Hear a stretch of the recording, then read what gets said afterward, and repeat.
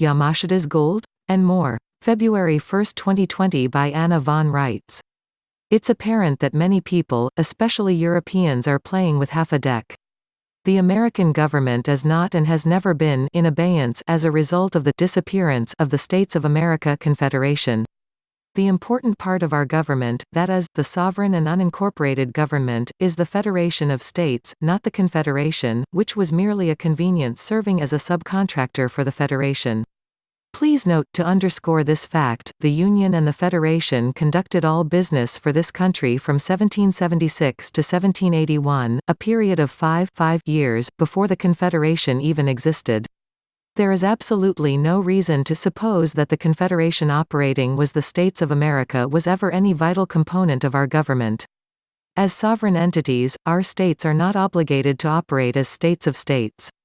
The states and their federation can take care of their own business in any venue whatsoever, and much to the consternation of certain crooks, they are choosing to do so.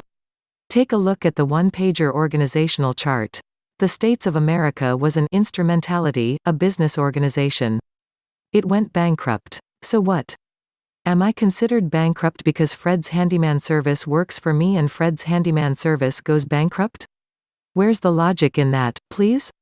Additionally, in view of the current criminality of the subcontracting federal corporations, the state assemblies have been called to assemble and conduct the actual business of this country for the first time in over 150 years. Take note. We woke up. The giant is staggering to its feet and is about as grumpy as a hibernating bear in the springtime. What happened is this. The Confederation DBA States of America split up and tanked. The southern states of states were dismembered and the northern states of states were bankrupted in a commercial mercenary conflict known as the American Civil War.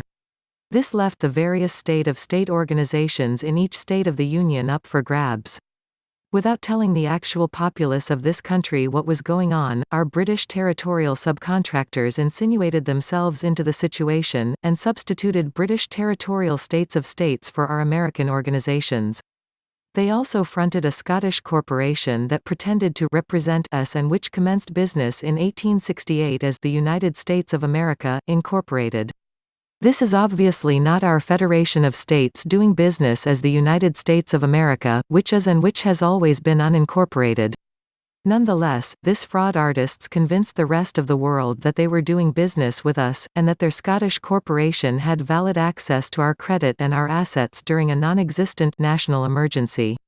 The Scottish interloper did a number of things, most especially running our credit through the roof, and then stepping aside and seeking bankruptcy protection for itself, and in 1898, buying the Philippine Islands for us, using our money, as part of the settlement of the Spanish-American War.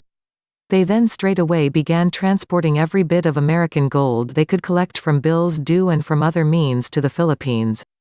Unknown to most people, our government and those misrepresenting themselves as our government have always been obliged to use gold in international venues to settle debts with other countries, while silver is our American domestic asset currency. As a result of this setup, payments in gold to our actual government were sidelined to the Philippines and cashiered there beginning in 1890. A small amount was kept for show in Fort Knox to impress the gullible.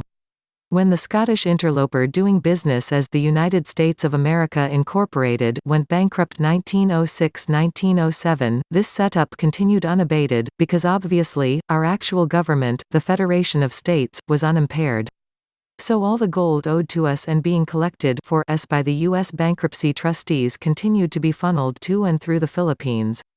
When the second shoe dropped in 1933 and the Catholic interloper, a Delaware corporation doing business as the United States of America, Inc., went bankrupt, the bankruptcy trustees operating as the Territorial Congress shoved through legislation in 1934 to create an independent government for the Philippines.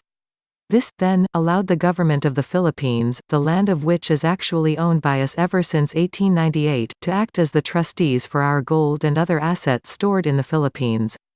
Everything was going along huckle-buck until the Second World War, when the Japanese invaded the Philippines, and General Tomoyuki Yamashita, who led the Japanese forces, discovered all this American gold, cashiered the Philippines and claimed it as gold from unknown sources for the Imperial Japanese government. Yamashita began loading gold and transporting it all over the Japanese wartime theater and using it for the expenses of the Japanese armed forces, as well as enriching no small number of Japanese generals and admirals. Now you can appreciate the scope of the disaster that General Douglas MacArthur was actually overseeing in the Philippines and how it far outweighed the geographic strategic importance of the Philippines. The Japanese had hold of the American purse, and of course, the Japanese government knew exactly where all that gold came from. They just chose not to admit it. It came from us, Ma and Pa American, and from foreign payments of debts owed to us, to our states, and to our lawful government. Following the Japanese defeat in World War II, MacArthur began the mop-up operations, which included tracking down as much of our gold as possible and returning it to the Philippines, where business resumed as usual, with all the money due and payable in gold to our government continued to be redirected to the Philippines. Now, not all of the gold cashiered in the Philippines and in Indonesia in general is ours, but a large portion is. And the rest of the world has been pretending that we no longer exist as a viable government and that we have abandoned all those actual, factual assets or have sold them off for paper certificates merely representing our actual and factual assets. Fat chance.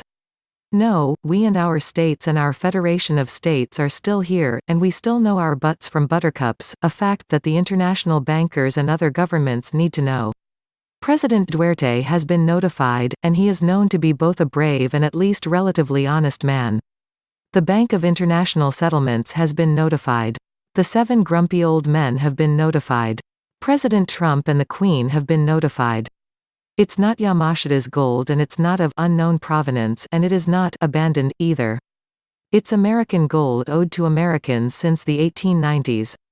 The globalists have cooked up this idea that, well, since the gold is abandoned, why divvy it up among all the various nations in the world and use it to fund humanitarian projects, including humanitarian projects in America? That wouldn't be such a bad idea, except that the people promoting this are the very same crooks responsible for the situation in the first place. America is a generous and honest country. Americans are a generous and honest people. That's why we have been duped so shamelessly by our European subcontractors. We don't aim at world dominance. We don't feel any particular driving need to micro-manage any other country, much less the entire world.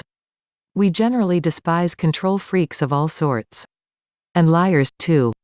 As this all makes clear, the Federation of States is alive and well, and that is our actual government. Yamashita's gold is in fact largely our gold. We are the presumed donors of the American gold held in trust and being kept for us by President Duarte's government.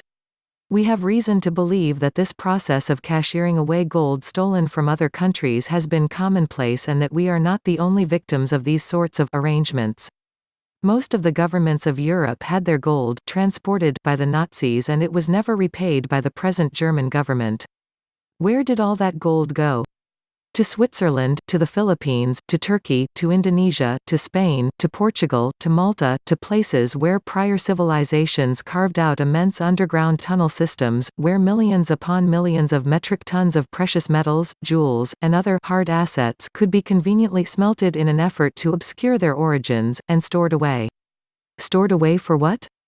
To reboot the money and currency markets after the vermin suck everything out of the fiat system they created and imposed upon everyone via legal tender laws. They are attempting a repeat of 1929 in America, only on a worldwide basis. They plan to be the only ones with gold in hand ready to buy up all the corporations and farms and homes for pennies on the dollar. They just aren't expecting the American government to show up with their gold receipts in hand, or the Greek government or the Australian government or... You get the point. They stole it all from you, and now, they propose to use your gold to buy all your other physical assets, including your bodies and your labor. Neat trick, from their standpoint. There's just one problem. It's criminal by every standard under the sun. If you enjoy having Anna's latest articles made into videos, please consider making a purchase from Ed's website wellnessrods.com. Thank you.